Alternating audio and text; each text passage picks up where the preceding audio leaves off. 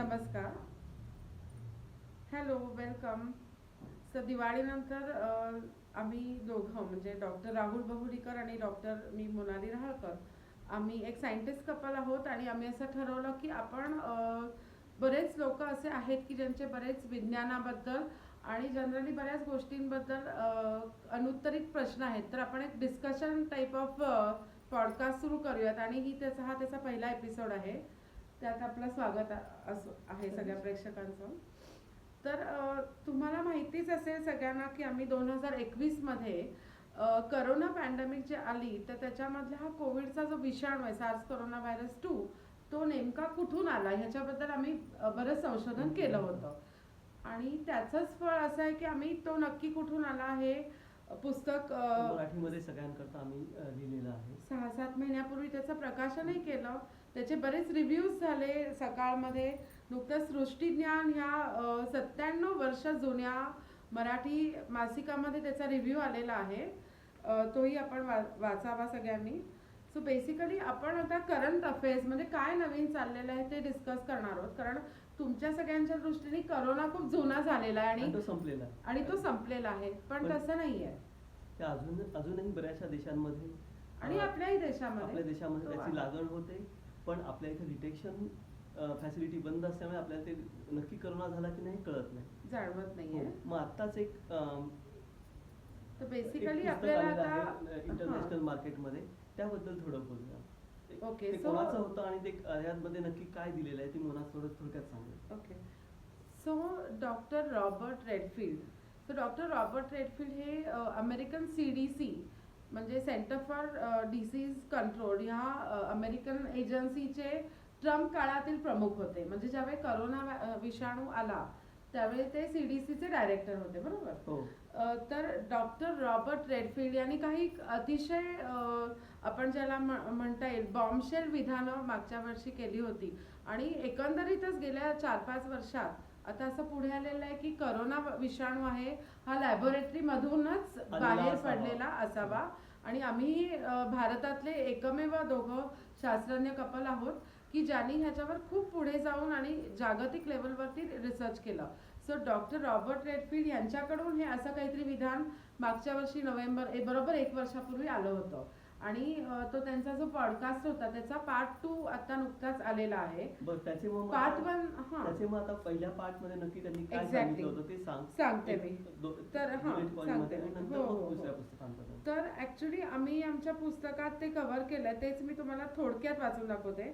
तर doctor Robert Redfield यांनी मागच्या वर्षी असं सांगितलं की करोना विषाणू हा म्हणजे आपण सगळ्यांनी वुहानच्या प्रयोगशाळेमधून आला असावा ही थिअरी तर ऐकलेली आहे. ही थिअरी आता बरोबरच आहे असं जवळजवळ प्रूव्ह झालेलं आहे. पण त्यांनी अमेरिकेचाही रोल यामध्ये विशद केलेला आहे. सो मी आता हे पुस्तकातलंच वाचून दाखवते. आम्ही राल्फ बरिकची प्रयोगशाळा संशयाच्या भोवऱ्यात असा आमचा एक चॅप्टर आहे पुस्तकामध्ये. नुकत्याच एका मुलाखतीमध्ये, एक मिनिट मी पुढे ते येणारच आहे. सो नुकत्याच एका मुलाखतीमध्ये डॉक्टर रॉबर्ट रेडफिल्ड अमेरिकेचे ट्रम्प काळातील CDC डायरेक्टर यांनी असे सांगितले की नॉर्थ कॅरोलिना येथील चॅपल हिल मधील राल्फ बरिकची प्रयोगशाळा. आता राल्फ बरिक कोण? तर राल्फ बरिक जो आहे तो करोना विषाणूंमधील संशोधनात अतिशय अग्रेसर होता आणि आहे सुद्धा. तर त्यांनी अनेक करोनाचे कृत्रिम क्लोन तयार केले. तर आता रेडफिल्ड यांचं असं म्हणणं आहे की म्हणजे शी झेंगली जी बॅट वुमन, अनेक वेळा आपण नाव ऐकलं असेल माझ्याही तोंडून किंवा राहुलच्या तोंडून तिचं, शी झेंगली आणि राल्फ बरिकचे एकत्र प्रोजेक्ट चालू होते. आणि ह्या कुठेतरी असोसिएशन मधून हा विषाणू बाहेर आला असावा. आणि ह्या विषाणूचं जन्मस्थान नॉर्थ कॅरोलिना येथील चॅपल हिल मधली राल्फ बरिकची प्रयोगशाळा पण असू शकते असं रेडफिल्ड म्हणाले. तर हे पुस्तकात आम्ही दिलेलं आहे.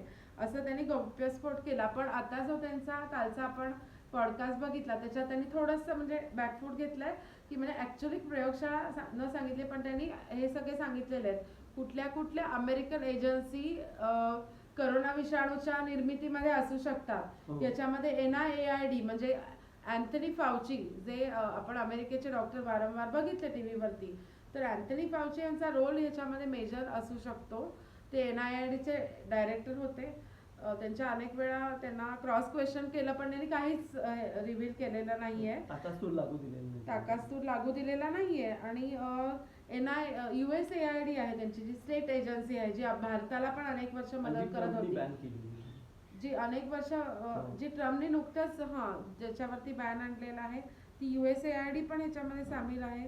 तर आम्ही ह्याच्यामध्ये लिहिलं होतं की नोव्हेंबर 2024 मध्ये डॅना पॅरिश नावाची एक अतिशय उत्कृष्ट पॉडकास्टर आहे, त्या सविस्तर मुलाखतीमध्ये त्यांनी राल्फ बरिक आणि त्या प्रयोगशाळेचं नाव कोविड ओरिजिन मध्ये दिलं होतं. आणि सायंटिफिक मास्टर माइंड म्हणजे एखाद्या गोष्टीतला जो मास्टर माइंड आहे तो कदाचित बरिक असू शकतो असे त्याच्यात नमूद केलं होतं. या आता मी तुम्हाला अधिक माहिती वाचून दाखवते की नॉर्थ कॅरोलिना येथील डॉक्टर राल्फ बरिक हे मागील 20 वर्षांहून अधिक काळ करोना विषाणूवर संशोधन करत आहेत.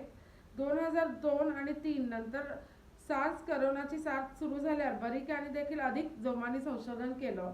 आणि मुख्य म्हणजे त्यांनी फोया नावाचा जो एक अधिकार असतो, म्हणजे आपण भारतामध्ये RTI जसं टाकतो तसं अमेरिकेत जे टाकतात फोया, त्यामध्ये राल्फ बरिक यांना जेव्हा विचारलं की तुम्ही तुमची कागदपत्र उघड करा, तर त्यांनी ते देण्यास नकार दिलेला आहे. आणि अनेक त्यांची कागदपत्र आजपर्यंत बाहेर आलेली ती पूर्ण काळी करून दिली. त्यामध्ये नक्की काय दिलं हे ओळखणं देखील अवघड झालं. बरोबर. आणि करोडो म्हणजे जवळजवळ $261 मिलियन म्हणजे 2200 करोड रुपये डॉक्टर बरिक यांना वेगवेगळ्या प्रोजेक्ट्स मध्ये मिळाले. म्हणजे राहुल, असं तर नाही ना की विषाणू वुहान प्रयोगशाळेमधून आला असावा, पण त्याच्या म्हणजे निर्मितीमध्ये अमेरिकेचा पण मेजर हात आहे असं डॉक्टर रेडफिल्ड यांच्या कालच्याही मुलाखतीमध्ये आणि त्यांच्या पुस्तकामध्ये जे तू म्हटलास, तर त्यांनी एक नुकतंच पुस्तक लिहिलंय जे परवाच त्यांनी त्याचं प्रकाशन केलं. आणि त्यांनी एक वॉर्निंग दिलेली जगाला की मी याच्यातून काय शिकलो, आणि त्यासाठी त्या संदर्भात ते त्यांचं पुस्तक आहे. तर आपण पुढच्या एपिसोड मध्ये त्या पुस्तकाचं आपण डिटेल मध्ये चर्चा करूयात, ते पुस्तक आपण मागूयात.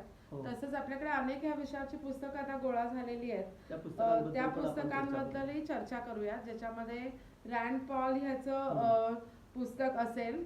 त्यानंतर डॉक्टर रॉबर्ट केनेडी ज्युनियर हे जे सध्याचे HHS चे डायरेक्टर आहेत, त्यांनी सुद्धा काही खूपच सुंदर पुस्तक लिहिलेलं आहे करोना विषाणूच्या उगमाबद्दल. आणि जनरल जी लॉबी आहे अमेरिकेमध्ये या सगळ्या मेडिकल फील्ड फार्माची जी लॉबी आहे त्याच्याबद्दलही त्यांनी डिस्कस केलंय. तर हे सगळे विषय आपण पुढच्या एपिसोड मध्ये डिस्कस करूया. सो हा होता आमचा एक छोटासा एपिसोड. तुम्हाला आवडला असेल तर नक्कीच बघा आणि बघत राहा पुढचे आमचे पॉडकास्ट. शेअर करा आणि आमचं चॅनल पण सबस्क्राईब करा. याच्यातून आपण नक्कीच काही प्रबोधन करू शकू आणि लोकांमध्ये क्युरिओसिटी ॲज वेल ॲज अवेअरनेस या दोन्हीसाठी हा पॉडकास्ट असेल. नमस्कार. थँक्यू. नमस्कार. परत भेटूया.